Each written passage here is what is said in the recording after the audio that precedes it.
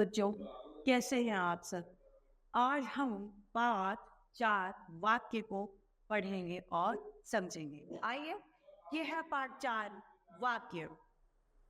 शब्दों के सार्थक मेल को ही वाक्य कहते हैं। वाक्य किसे कहते हैं? शब्दों के सार्थक मेल को ही वाक्य कहते हैं। वाक्य के अंग कौन से? वाक्य के अंग पढ़ते हैं। वाक्य के 2 अंग होते हैं, उद्देश्य और विधेय। कौन कौन से? उद्देश्य और दूसरा विधेय।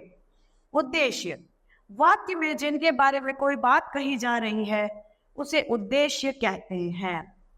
इसे कहते हैं जिसके बारे में कोई बात कही जा रही है उसे उद्देश्य कहते हैं। जैसे धोबी कपड़े धो रहा है, इस वाक्य में धोबी उद्देश्य है। हम धोबी के बारे में बात कर रहे हैं, इसलिए धोबी उद्देश्य है।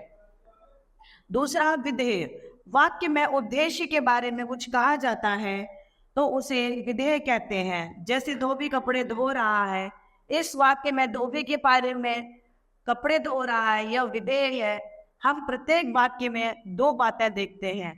हम सबसे पहले वाक्य में किसी प्राणी या वस्तु के बारे में बात करते हैं। जैसे घोड़े दौड़ रहे हैं। क्या है? घोड़े दौड़ रहे हैं। घोड़े हो गया उद्देश्य, क्योंकि हम घोड़े के बारे में बात कर रहे हैं। और घोड़ों के बारे में कहा गया है कि दौड़ रहे हैं, यह है विधेय। यह क्या है? विधेय। यहाँ कुछ वाक्य दिए गए हैं, इन्हें पढ़िए। इसमें पहला है राम आम खा रहा है, तो राम हो गया उद्देश्य और आम खाना है विधेय। दूसरा है साहिल स्कूल जा रहा है, तो किसके बारे में बात हो रही है? साहिल के बारे में। तो साहिल एक उद्देश्य है और स्कूल जाना उसका विधेय है। तीसरा, मेट्रो रेल बहुत सुंदर है, तो उद्देश्य है मेट्रो और सुंदर होना उसका उद्देश्य हो गया। चौथा, दीपावली के दिन पूरा बाजार सजा था, तो हम बात किसकी कर रहे हैं यहाँ पे? दिवाली की। तो दीपावली हो गया उद्देश्य, बाकी विधेय। उद्देश्य, आप देखिए, राम उद्देश्य है जो आम खा रहा था, साहिल भी उद्देश्य है जो स्कूल जा रहा था, मेट्रो ट्रेन सुंदर है, और दिवाली जिसके बारे में हम बात कर रहे थे। अब विधेय क्या है? आम खाना विधेय है, स्कूल जाना विधेय है, बहुत सुंदर है विधेय है, तथा कि पूरे बाजार में पूरा बाजार सजा था भी विधेय है।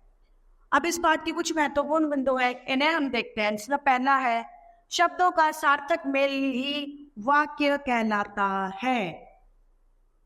दूसरा, वाक्यों के 2 अंग होते हैं, उद्देश्य तथा विधेय। तीसरा, वाक्य में जिसके बारे में कोई बात कही जा रही है वो उद्देश्य है, और जो पीछे वाला शब्द है वह हम सदैव विधेय कहलाता है। तो आइए हम इसके अभ्यास कार्य को देखते हैं।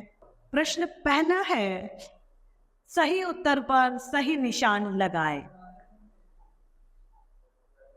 क, शब्दों के सार्थक मेल को क्या कहते हैं? शब्द, वाक्य या पत्र क्या कहते हैं? वाक्य। ख, वाक्य के कितने अंग होते हैं? वाक्य के 2 अंग होते हैं। कौन कौन से? उद्देश्य तथा विधेय। ग, जिसके बारे में बात की जा रही है वह वाक्य का कौन सा अंग है? वह है उद्देश्य। कौन सा है? उद्देश्य। प्रश्न दूसरा है, दिए गए वाक्यों में से उद्देश्य और विधेय को अलग अलग कीजिए। हाथी जंगल में रहता है में उद्देश्य है हाथी। उद्देश्य क्या है? हाथी। और विधेय क्या है? जंगल में रहता है।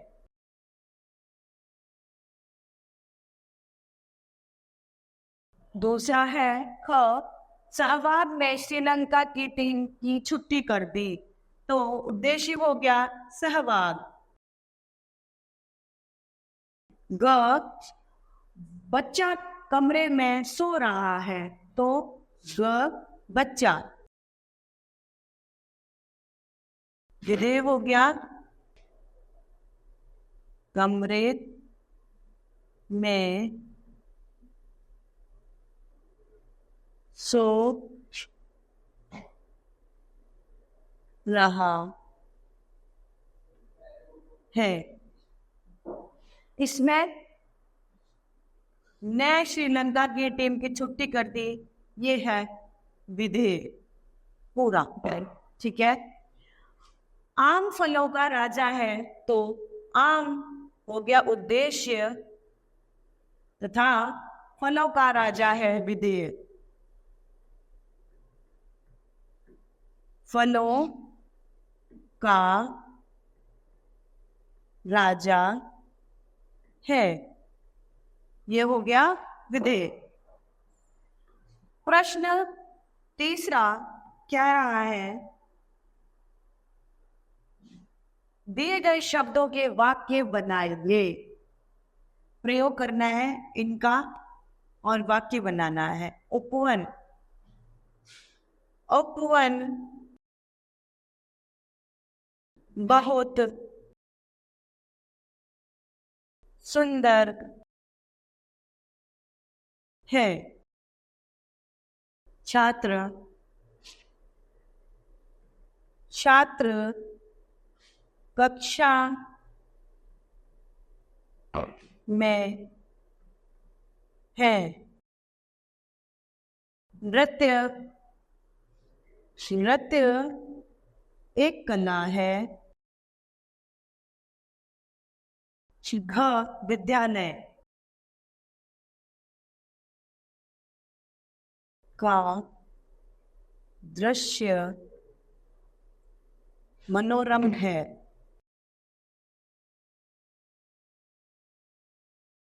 वाक्य के कितने अंग होते हैं उनके नाम भी लिखे। वाक्य के 2 अंग होते हैं। कौन कौन से? उद्देश्य व विधेय।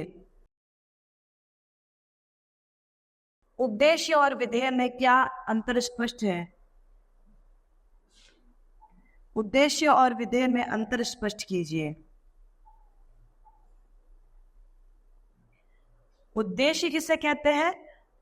किसी व्यक्ति विशेष के बारे में जिसकी जानकारी दी जा रही है वह उद्देश्य है। बाकी सारा शब्द जिसमें कुछ कर रहा है या कुछ हो रहा है वह सब विधेय है, ठीक है। आइए हम रचनात्मक कार्य को देखते हैं। इसमें ये कह रहा है, सही उद्देश्य लिखकर वाक्य को पूरा कीजिए। रिक्त स्थान, शेर में काम, खेत में काम कर रहा है, तो किसान, किसान खेत में कार्य कर रहा है। दूसरा, रिक्त स्थान, लड़की के दरवाजे, लकड़ी के दरवाजे बना रहा है, तो बढ़ई।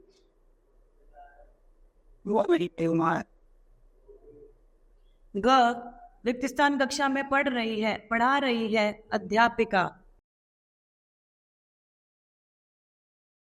घ, जंगल में दहाड़ रहा है, शेर। ड, मैदान में खेल रहे हैं बच्चे। तो बच्चों, इस तरीके से पाठ हमारा वाक्य समाप्त होता है। मैं आशा करती हूँ कि आप सभी को ये पाठ और इसका अभ्यास कार्य समझ में आया होगा। तो आज के लिए इतना ही। धन्यवाद।